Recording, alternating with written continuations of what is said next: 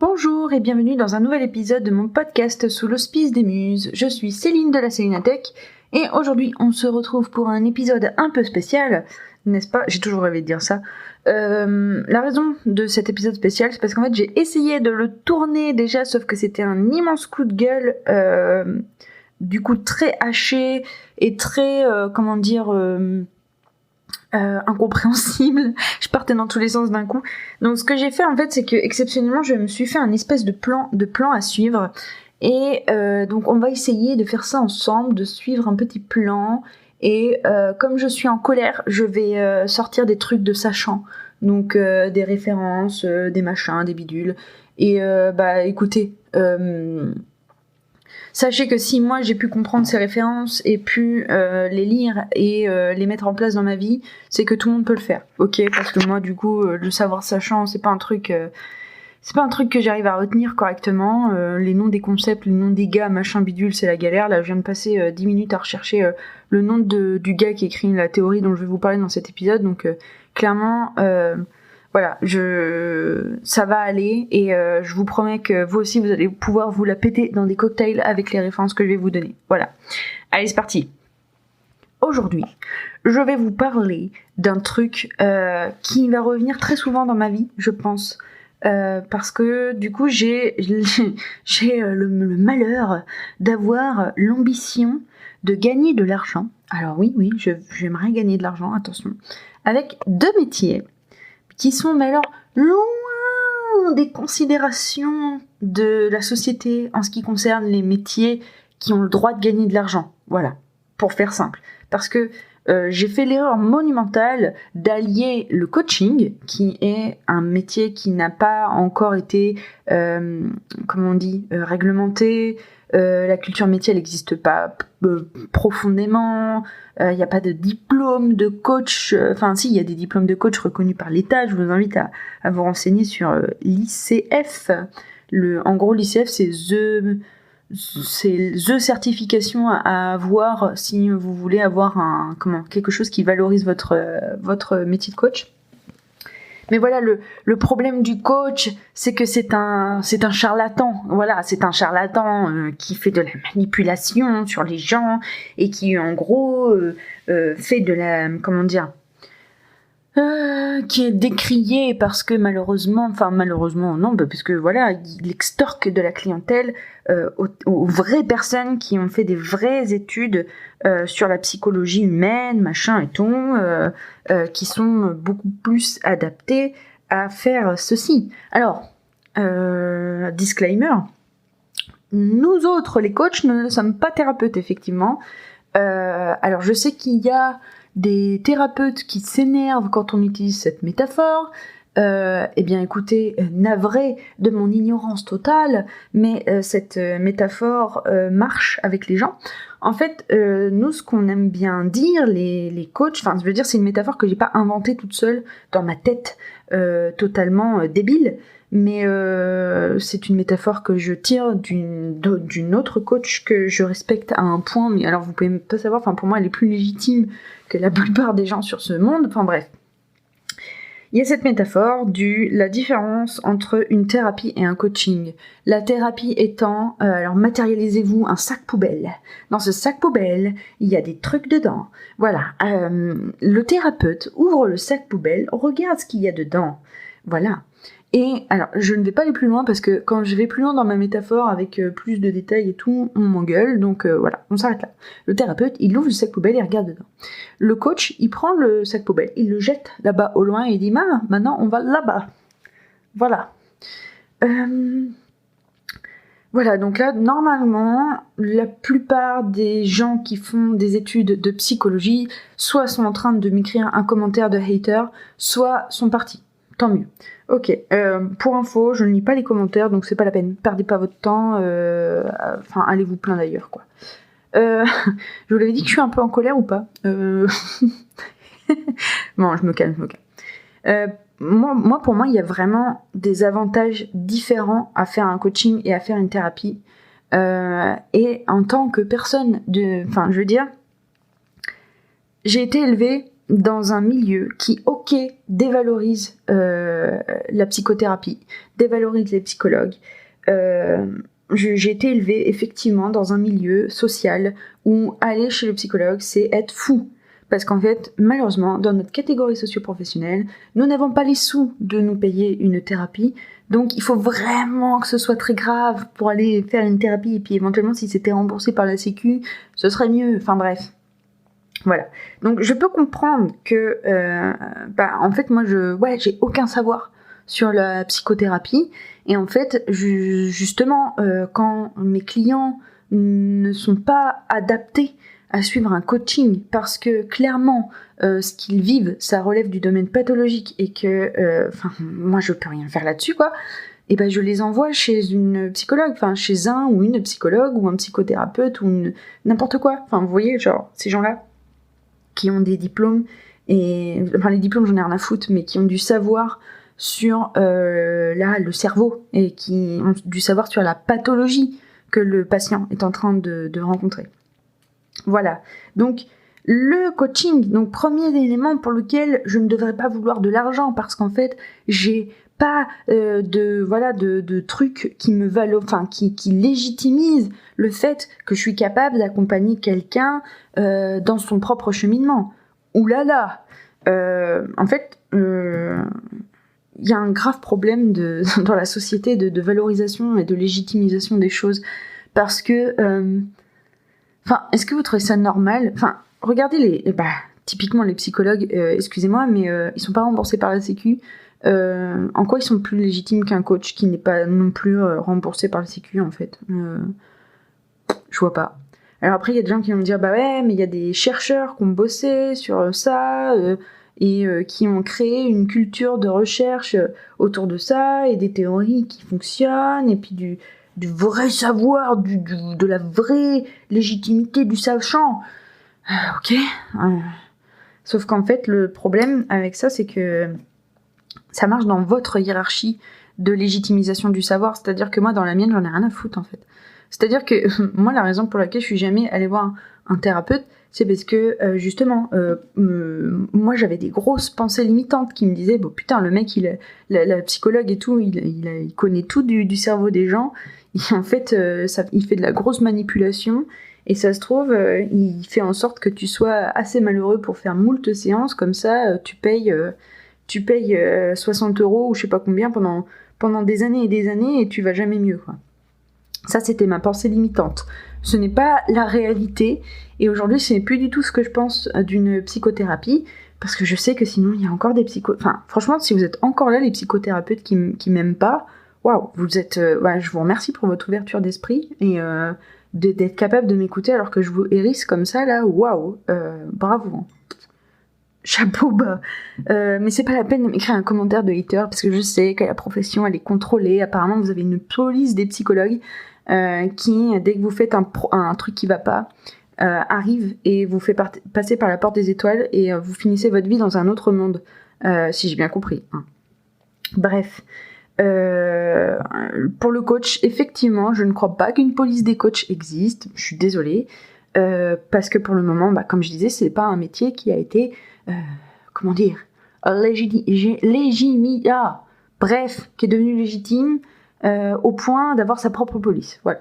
Je suis désolée pour ça, mais ça n'empêche pas que grâce à tout mon savoir de coach, j'ai le droit d'exercer ce métier. Bref.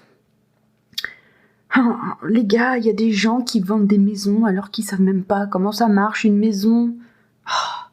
Dans quel monde on vit? Bref. Alors, mon petit plan, problème coaching plus écrivain, oui, je viens de le dire. Coaching vs thérapie, je viens d'en parler. Et alors là, on arrive dans la catégorie qui va...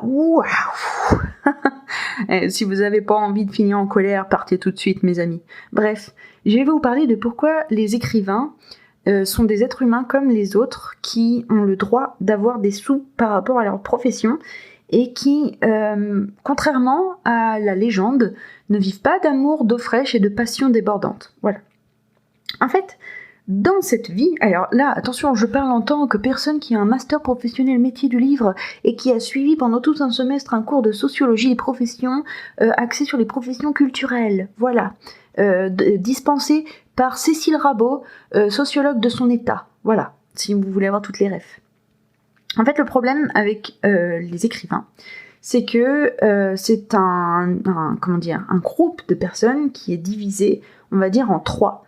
Je viens de m'inventer que c'est divisé en 3 parce que normalement on dit en 2, mais moi j'ai inventé une 3e catégorie parce que j'ai trop un cerveau, ok, bref. La catégorie 1 des écrivains, c'est les gens qui veulent en vivre parce que ils savent que c'est un métier, que c'est le métier qu'ils ont envie de faire dans cette société, et que du coup ils militent pour avoir des sous-sous, parce qu'en fait, c'est pas, enfin, je veux dire, les écrivains, nous sommes la matière première du livre, en fait. Et il me semble que les gens qui ramassent le café, par exemple, les graines de café sont payées. Ils sont mal payés. Bah ouais, parce que c'est comme les écrivains, voilà. C'est bizarre, c'est exactement le même genre de combat, dis donc. Bref. Et la catégorie 2 des écrivains, c'est les personnes qui écrivent à côté de leur métier et qui du coup ne valorisent pas forcément leur activité d'écrivain au point de vouloir en faire leur gagne-pain. Ok. Des gens du coup qui se sentent très très légitimes de me dire que c'est très normal que dans les maisons d'édition, il y ait des bénévoles qui lisent les manuscrits des gens pour les corriger, parce que, tu comprends, ça se fait comme ça. Ça se fait comme ça. C'est normal que dans une maison d'édition qui déjà bouffe je ne sais plus combien de pourcentage, laissez-moi réfléchir, il me semble que c'est un bon gros 30%, je sais plus, de la vente d'un bouquin. Je sais que la plus grosse part revient au libraire, que t'as l'écrivain qui gagne, s'il est chanceux, enfin, s'il écrit de la littérature pour les vrais adultes, du vrai monde sérieux, il gagne 12%. Sinon, si tu fais de la littérature pour la jeunesse, mon gars, si t'as 6%, t'es content. Je vais chercher ça.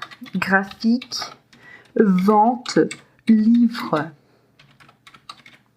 Il y a les postiers qui gagnent, enfin les postiers, moi j'appelle ça des postiers parce que je suis pas très contente, qui gagnent une bonne grosse part aussi. C'est comment ça s'appelle ces gens-là les diffuseurs-distributeurs. J'ai trouvé un graphique. Voilà. Donc l'auteur gagne 8%, l'édition 21%, la fabrication 15%, diffusion 8%, distribution 12%, point de vente 36%. Point de vente égale librairie ou ce bon vieux Amazon. Je suis trop en colère, faut que je me calme. Bref. Donc, vous imaginez bien que... pourquoi je vous parlais de ça déjà ? Du coup, à cause de cette histoire de bénévoles dans les éditions, en fait, c'est pas normal que les maisons d'édition, elles engagent des bénévoles pour relire les manuscrits, parce qu'en fait, ça s'appelle de l'exploitation.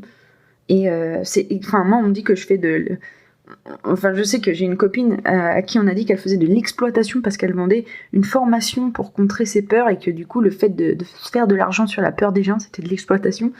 Dans quel monde est-ce que vous pensez que faire venir un bénévole dans une maison d'édition en lui faisant croire qu'éventuellement il va peut-être pouvoir être salarié après s'il travaille bien, ou alors carrément de demander aux auteurs qu'on publie d'être les fameux bénévoles qui relisent les manuscrits, comme ça peut-être que tu vois ils vont être bien vus, et que on est trop des amis nous les éditeurs et les auteurs, du coup on fait ça pour nos relations ensemble, et puis comme ça du coup tu vois on te fait miroiter que du coup ton bouquin ça va bien se passer, qu'on va bien le vendre et tout. Enfin bref, pour vous c'est pas de l'exploitation ça? Et alors qu'on vienne pas me dire que la vie d'un bénévole dans une maison d'édition c'est merveilleux machin et tout, parce qu'en fait moi je sors d'une promo où on était combien, 50 élèves, et du coup t'en avais bien 30 qui étaient dans la section édition, sous-payés, obligés d'aller faire les salons pendant les 4 jours, lever 6 heures, coucher minuit, un truc comme ça, tu vois. Et clairement ils faisaient pas ça pour la passion, hein. Ils faisaient ça parce qu'on leur faisait miroiter un poste, hein, dans la maison d'édition, hein. Enfin je veux dire... Bref, c'est de l'exploitation. Vous pouvez me donner des arguments pour essayer de me faire dire le contraire, mais moi, en fait, j'ai un problème avec le système du bénévolat qui est en fait de l'exploitation cachée. Parce que du coup, effectivement, peut-être tu peux faire du bénévolat pour ta passion. Moi, je fais du bénévolat en bibliothèque, mais parce qu'en fait, les gars, et là, on en arrive à mon point bémol. Ah, mais non, j'ai pas fait la catégorie 3. Bref. En fait, les gars, il y a un problème avec le marché de la culture. On en reparle juste après. Ça va être un long épisode, je suis désolée. La catégorie 3, donc, c'est les amateurs qui sont en constante évolution sur Internet, mais pas que Internet, mais bref, mais parce que grâce à l'essor d'Internet, nous avons développé des nouveaux canaux de distribution, de diffusion, de mise à la connaissance d'autrui, qui fait qu'aujourd'hui, en fait, t'as plus besoin d'être légitimité. Pourquoi je m'évertue à utiliser ce mot alors qu'il me casse les burnes? Bref. Donc, en fait, t'as plus besoin de passer par le secteur de l'édition aujourd'hui, et d'ailleurs c'est pour ça qu'ils font grave la gueule, parce que, par exemple, l'autopublication, oh là là là là, ça va faire fermer les éditions, on va tous mourir, il y aura plus de marché du livre, et puis alors, en plus, dans quel monde est-ce que l'auteur, il va se faire ses sous tout seul? Alors là, faut pas déconner, bref. Et rien qu'à ce sujet-là, je vous invite à aller vous renseigner sur la shitstorm que s'est reçue Samantha Bailly quand elle a décidé d'auto-publier un bouquin en édition numérique, en sachant que la raison pour laquelle elle l'a auto-publié ce bouquin en édition numérique, c'est parce qu'en fait, pour faire un bouquin numérique aujourd'hui en France, en passant par un système classique, en fait, c'est pas possible. Clairement, pas possible. Enfin, je sais pas dans quel monde c'est possible. Voilà, bref. Et donc cette catégorie 3 de personnes est en train de mettre un coup de pied dans la fourmilière. Et moi je suis très à fond sur les amateurs, la catégorie 3 là, parce que du coup je sais que selon les sachants, c'est ma petite catégorie 3 là, les écrivains de fanfiction ou les gens qui s'auto-publient, je sais que vous êtes vus comme des grosses merdes parce que vous avez rien compris au système du livre et à l'importance ultime d'un éditeur dans le travail sur votre bouquin. Mais en vrai, moi je vous kiffe, voilà, je vous kiffe parce qu'en vrai, l'éditeur... Ok, alors moi je suis d'accord qu'un éditeur c'est un super métier et que ça apporte des choses sur la manière dont tu écris ton bouquin, la manière dont tu vas le diffuser, les salons, enfin voilà. Mais en attendant, tu lui cèdes tes droits au mec. Donc, je veux dire, à partir du moment où tu lui cèdes tes droits et qu'en retour t'as des clopinettes et tu sais pas trop combien de bouquins t'as vendu par an parce que c'est un peu la galère d'avoir les vrais chiffres, alors que eux, j'imagine que tous les mois ils ont un truc bien détaillé, mais bon bref. Enfin voilà, bref. Si vous voulez vous renseigner là-dessus, je vous invite à aller suivre la charte des auteurs et illustrateurs jeunesse qui militent beaucoup pour les droits de leurs auteurs, parce que, comme je vous disais, quand tu fais de la littérature pour les jeunes, t'es encore plus un caca. Je veux dire, tu vis encore plus d'amour et d'eau fraîche que quelqu'un qui écrit au moins pour les adultes qui ont un cerveau. Enfin, je veux dire, waouh. Bref. Donc la charte des auteurs et illustrateurs jeunesse, qui en plus ont fait des études là-dessus, ont publié des stats, la Ligue des auteurs. Il y en a une aussi, il y a un rassemblement d'auteurs québécois, mais en fait, si vous allez chercher sur Samantha Bailly et que vous scrollez un petit peu sur toutes les actions qu'elle fait, vous aurez les liens vers toutes les assos, parce qu'il y a l'asso aussi qui regroupe les auteurs et illustrateurs de BD. Ils se sont tous alliés dans la Ligue des auteurs. Et vous pouvez remonter avec le mouvement Paye ton auteur qui a eu lieu pendant le dernier Salon du Livre de Paris. Je vous balance des trucs en vrac. Si vous voulez vous renseigner, en fait, c'est Samantha Bailly. Et du coup, elle a aussi fait un post l'autre fois sur Instagram qui était Facebook. Bon, je sais pas si elle l'a fait sur Instagram, bref, où elle a donné des ressources de livres de sociaux, livres d'économie, des livres de machin, tout qui défendent un petit peu ce côté de l'auteur qui veut gagner des sous et en quoi c'est pas sale, tu vois. Et donc je vous invite à vous renseigner là-dessus. Et je ferai peut-être un épisode 2 à cet épisode si j'en vois la peine. En fait, vous savez même pas pourquoi je parle de tout ça à la base, parce que du coup, vu que j'ai fait mon coup de gueule dans l'épisode d'avant, vous savez même pas que c'est parce qu'en fait j'ai eu des gens qui sont venus m'embêter. Bref, c'est pas grave. Là, tant que j'ai un peu le temps, en fait, ce sur quoi j'ai envie de terminer cet épisode, c'est du coup mon gros passage de sachant là. Je vais vous parler de la maladie de Baumol. C'est un chercheur, je sais plus comment il s'appelle. Il a travaillé avec un mec, donc Monsieur Baumol et Monsieur Bowen. Et du coup, en fait, c'est des gens qui ont bossé sur donc notre chère théorie des marchés dans notre monde capitaliste, et du coup, qui a mis en lumière le fait que le marché de l'art et de la culture, alors eux, ils ont bossé plus particulièrement sur les arts du spectacle. Si ça vous intéresse, vous me le dites, je ferai un autre épisode où je vais plus en détail dans tout ce que je suis en train de causer là. Mais bon, bref, donc Baumol, en gros, il a fait une super étude sur les impacts des marchés capitalistes et la manière dont ils fonctionnent au niveau productif et tout, le capital, argent, machin et tout, sur le... Enfin, je sais plus comment j'ai commencé cette phrase, bon, bref. Et du coup, ce cher Baumol, en fait, explique que le secteur de la culture, nous sommes dans un secteur économique archaïque, parce que nous utilisons plus de... Enfin, en gros, on exige un fort investissement en capital humain, et que ce fort investissement en capital humain n'est pas corrélé avec la production de capital économique qu'il y a à côté.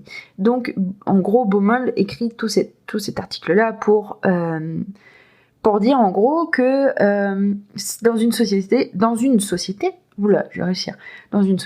si nous voulons que la culture et que le divertissement et que l'art et que le spectacle existent, en fait, il faut investir dans le capital humain qui lui correspond, et le capital humain qui ne correspond pas à la manière dont on fait la productivité type Ikea. Parce que vous vous douterez bien que c'est pas pareil de rémunérer une troupe de spectacle de 50 personnes que de rémunérer un gars qui actionne des boutons pour... je sais même pas comment dire, parce qu'en vrai, ce pauvre gars, lui aussi, moi je pars du principe que les gens qui devraient être le mieux payés dans la vie, c'est les gens qui nettoient les chiottes. Donc, bref. Mais là, c'est de la subjectivité, donc j'ai du mal à expliquer Baumol. Et en fait, Baumol met en lumière que nous, secteur marginal, qui avons l'audace de réclamer des sous, en fait, notre productivité, elle se situe ailleurs. C'est-à-dire que nous, en fait, on crée du capital culturel, du capital émotionnel, du capital je sais plus quoi, enfin bref. Mais je ne pense même pas que Baumol parle du capital émotionnel, parce que il a fait un truc très très sachant lui aussi. Mais enfin bref, tout ça pour dire que le gars, il a fait toute une théorie. Oh là là, c'est nullement expliqué, meuf. Vous regarderez, vous taperez dans Google la maladie de Baumol, l'économie du spectacle vivant, la loi de Baumol. Ouais, c'est ça que j'aurais dû taper direct, en fait, la loi de Baumol, et vous la lire. La loi de Baumol. Et le mec, il est pas connu du tout. Enfin, c'est incroyable. Moi, le jour où j'ai découvert ça en cours d'économie de la culture, je me suis dit, mais incroyable. C'est incroyable. Ah oui, les deux mecs s'appelaient William Baumol et William Bowen. Allez, c'est parti. Je vais vous lire. Tant pis, l'épisode, il va être long et douloureux. Écoutez, je suis désolée. Alors, la loi de Baumol, c'est la loi de la fatalité des coûts croissants, la théorie économique qui dénoue le problème du financement public dans l'industrie du spectacle vivant. En fait, ça je savais pas, tiens. En fait, ils ont été mandatés par la Fondation Ford de produire un diagnostic sur la santé et le fonctionnement économique des théâtres de New York. Ils souhaitent déterminer les raisons pour lesquelles les salles de spectacle de Broadway enregistrent une augmentation croissante de leurs coûts d'exploitation, de leur non-profitabilité chronique et d'une raréfaction de leur public.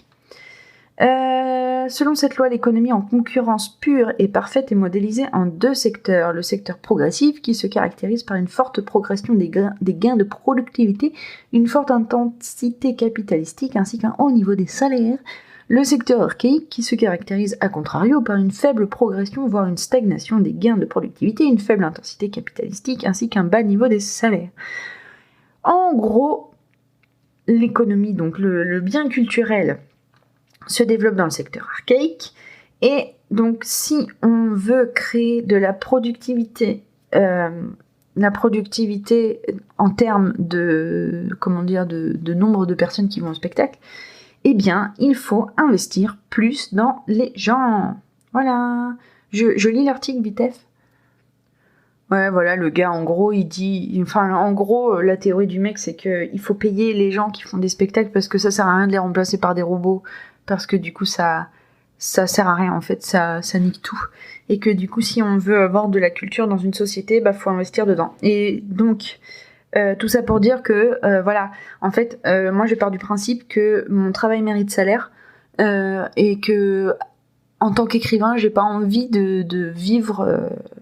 J'ai envie de vivre décemment en fait, parce que c'est genre 30% des auteurs et illustrateurs jeunesse qui vivent sous le seuil de la pauvreté, donc à part ça tout va bien.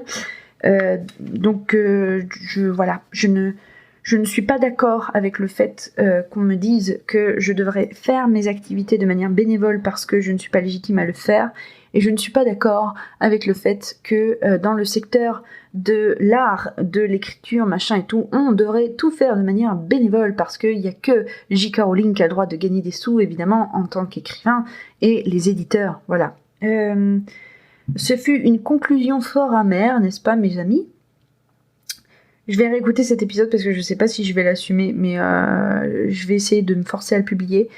Je vous souhaite la bien bonne après-midi et la bien bonne soirée. Et je vous dis à une toute prochaine. Ciao!